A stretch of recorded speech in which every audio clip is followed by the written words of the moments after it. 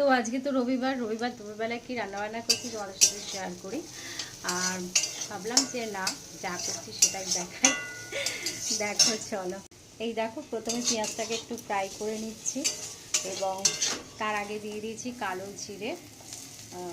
তাই তো কালো জিরে, তো হ্যাঁ, কালো জিরে। আর দেওয়ার পর পেঁয়াজটাকে একটু ফ্রাই করে নিচ্ছি। আমি কিন্তু অল্প তেলে রান্না করছি। আর এই চারটে মাছ আমি রান্না করব, তার জন্য মশলাটাকেও রেডি করে রেখেছি। এই যে এইগুলো ভাজতে হচ্ছে, আমি সকালবেলা দারুচিনিটাকে মিক্সিতে পেস্ট করেছি, মানে একদম ড্রাই যেটা হয় শুকনো, সেটাকে আমি করে রেখেছি।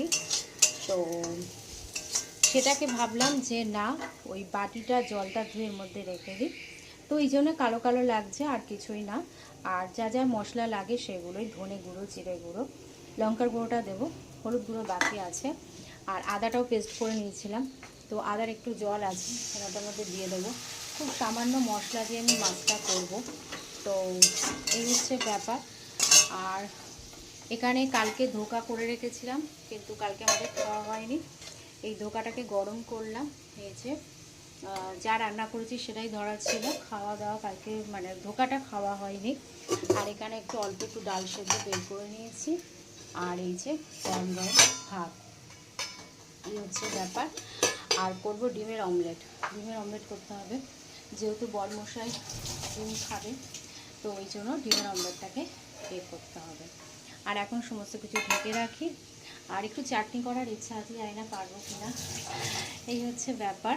দিন দিন গলার স্বরটাও আস্তে হয়ে যাচ্ছে, জানি না কেন, আস্তে আস্তে ঠিক হবে। তো এই হচ্ছে ব্যাপার। সমস্ত অল্প মশলা টশলা দিয়ে মাছটাকে আমি করছি। আর একটু নামানোর সময় ধনেপাতা দিয়ে দেবো, ব্যাস, তাহলেই হয়ে যাবে। আর কি বলে, তো ভাবলাম যে না, কালকে তো মাংস দুপুরবেলা খাওয়া হয়েছে, মাংসটা এখনও আছে, রাতে খাওয়া হবে। তো ভাবলাম না, আজকে দুপুরবেলা কি রান্নাবান্না করছি সেটাই তোমাদের সাথে শেয়ার করি। আমার তো ভীষণ ভালো লাগে শেয়ার করতে তোমাদের সাথে, আর একটু বকবকও করতে ভালো লাগে। তো চলো এখনকার মতো ভিডিওটাকে এন্ড করি। ভিডিওটা ভালো লাগলে প্লিজ লাইক করো, কমেন্ট করো, শেয়ার করো, আর সাবস্ক্রাইব করতে বলে না। চলো এখনকার মতন টাটা।